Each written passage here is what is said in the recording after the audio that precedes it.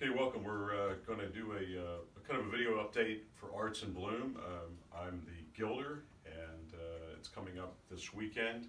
So we're going to talk about various types of gilding. We're going to talk specifically about metal gilding today, and we're going to walk from the music room into the keeping room, and the CEO is getting cleaned up as we see on the sofa. He's getting ready for a big day apparently coming up this weekend.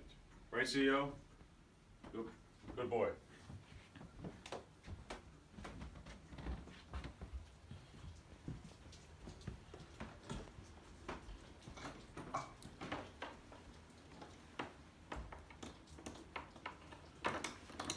Okay, come on into the keeping room and let's take a look at this bracket clock. It's a George III. And let me walk on the other side in front of the camera. These are called bronze mounts.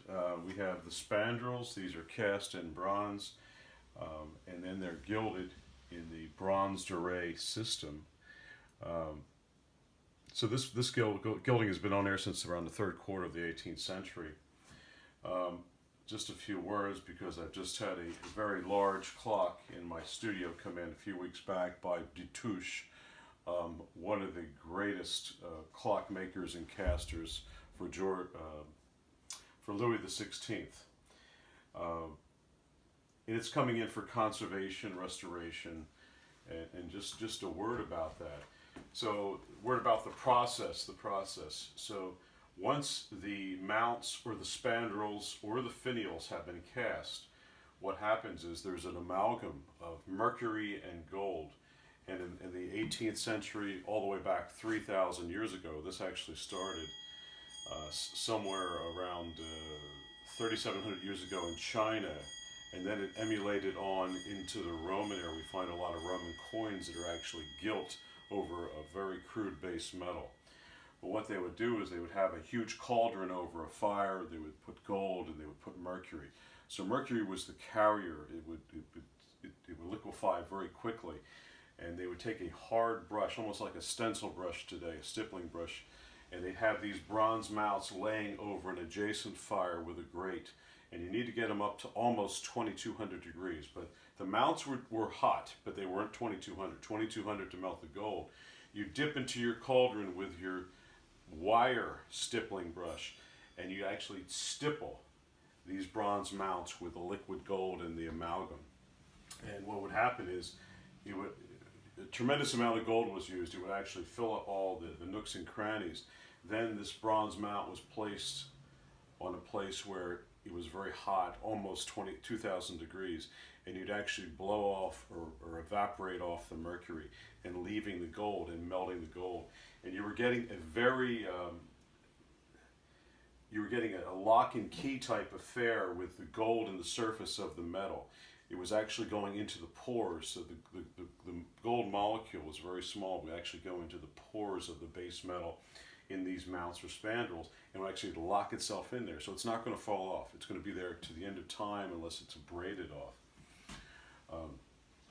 But what we see a lot of, and even up here on the top, is missing gold. You can see there is a color differentiation. Maybe a bit difficult to see, but I'm seeing some very small black dots. So that's telling me, number one, this is dirty from environmental pollution. Pollution where cook stoves and things of that nature, different sulfur containing substances, whether it be internal or external over the years. And what happens is actually we're concerned about the oxidation reduction underneath the substrate. So the problem is the substrate. So if the gold is on a very porous metal, the ambient sulfur dioxides and other contaminants go through the gold layer, through the molecules, and they start corroding the base metal. And as the base metal corrodes, it cleaves, or actually it leaches out different salts and different acids sometimes onto the top and forms itself as black dots. So this is the kind of corrosion we're looking to clean up, to stabilize, such as this large Destouches clock that I was talking about.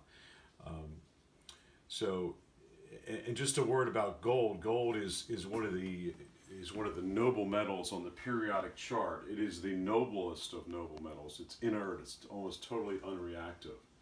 So 23 karat gold was a system to rate gold of its purity.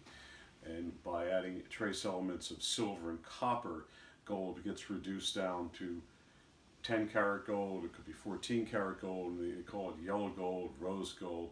And these are diluted down mixtures or alloys of gold, making it much less value, much less durable, because those alloys put into the so-called mix the possibility of corrosion happening very easily, much more easily than a 23 or 24 karat gilded object. So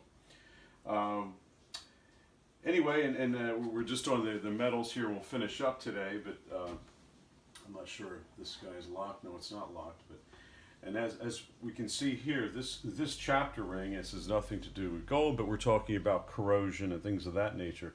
And we can see some black streaking here around the chapter ring. This chapter ring is out of brass, and I silvered this about 20 years ago, and that's using silver oxides, silver salts moving around.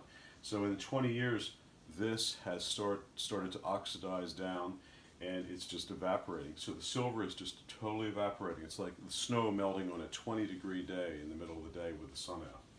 So this will have to be put back on, and these silvered areas around the numerals were meant to be able to see what was going on, to see the numerals in extreme candlelight. If this was left brass, it really reduces the amount of visualization across the room that you could tell time from. But anyway, that's it for a little bit of metallurgy and metal gilding and its corrosive properties. Thank you very much.